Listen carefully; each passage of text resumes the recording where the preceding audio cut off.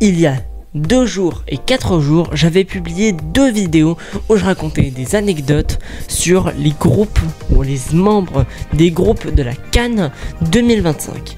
C'est le 3e et dernier épisode de cette série d'anecdotes. Eh bien, c'est pour le générique.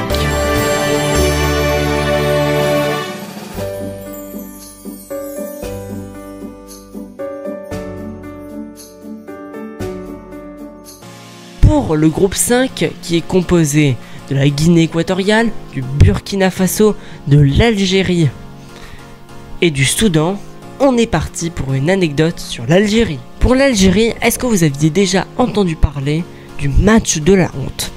En 1982, l'Algérie avait été victime d'un complot, on va dire, entre l'Autriche et l'Allemagne. Non, c'est pas la guerre, ne vous en faites pas. Non, en fait, si l'Autriche et l'Allemagne faisaient match nul, eh bien, l'Autriche était tout simplement éliminée de la compétition. Et, l'Algérie était éliminée de la compétition et l'Autriche et l'Allemagne pouvaient continuer, étaient qualifiés. Eh bien, ils ont fait exprès de bien jouer en première période, ça va. Mais seconde période, ils ont fait n'importe quoi. Ils faisaient exprès de jouer à la baballe et faire une passe à 100 000. Ce qui a été vraiment une honte. Même le commentateur autrichien ou allemand, je ne sais plus, avait demandé aux téléspectateurs d'éteindre leur télé ou de changer de chaîne. Pour l'anecdote sur le Burkina Faso, on a toujours jugé ce pays comme un pays du second plan, car on n'entend pas plus parler sur la scène déjà internationale, mais aussi sur la scène africaine. Mais ça, on a surpris tout le monde de court qu'en fait, tout simplement, la CAN 2012, eh bien en finale, il y avait la Zambie contre le Burkina Faso. Le Burkina Faso a donc déjà disputé une finale. Et ouais, c'est quand même pas mal ça. Mais malheureusement, on le sait, ils ont perdu face aux hommes d'Hervé Renard. Pour la Guinée équatoriale, on va faire un petit peu de géopolitique. Est-ce que vous saviez que la langue officielle là-bas, ce n'est pas le français?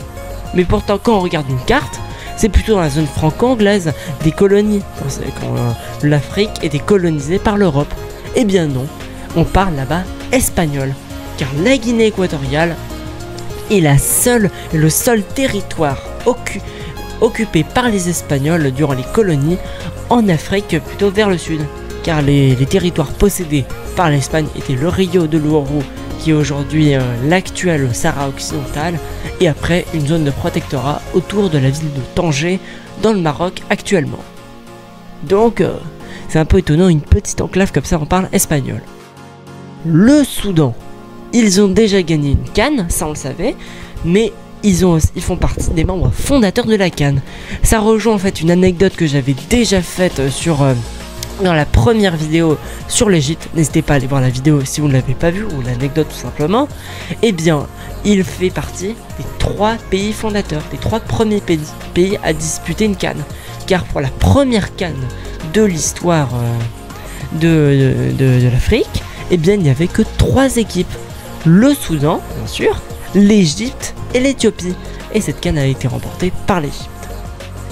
On est parti pour parler du groupe 6, composé de la Côte d'Ivoire, du Cameroun, après du Gabon et du Mozambique.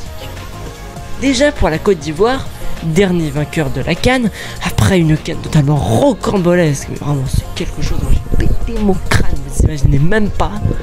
C'était vraiment une CAN magnifique.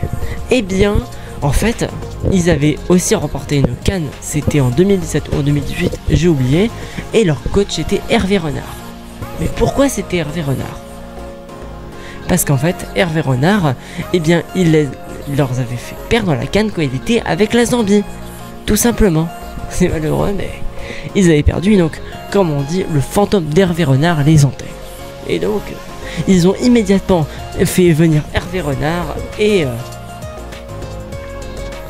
bien justement, parlons-en de cette CAN qu'ils ont gagnée. Car en fait, quand ils étaient avec Jean-Louis Gasset dans les phases de groupe et qu'ils avaient réussi à se qualifier comme meilleur 3ème, eh bien la Côte d'Ivoire, ils ont tout de suite viré Jean-Louis Gasset. Mais donc ils n'avaient plus de coach. Alors ils ont proposé à Hervé Renard de revenir comme coach, car il avait déjà été coach, avait déjà gagné la CAN avec justement la Côte d'Ivoire en prêt. Mais le problème c'est que Hervé Renard était déjà en poste, coach de l'équipe de France féminine. et préparait justement les JO. Et en fait, donc la fédération française a refusé. Et c'est un autre joueur qui a décidé de devenir le coach. Quand on sait ce qui s'est passé, ne soyons pas déçus.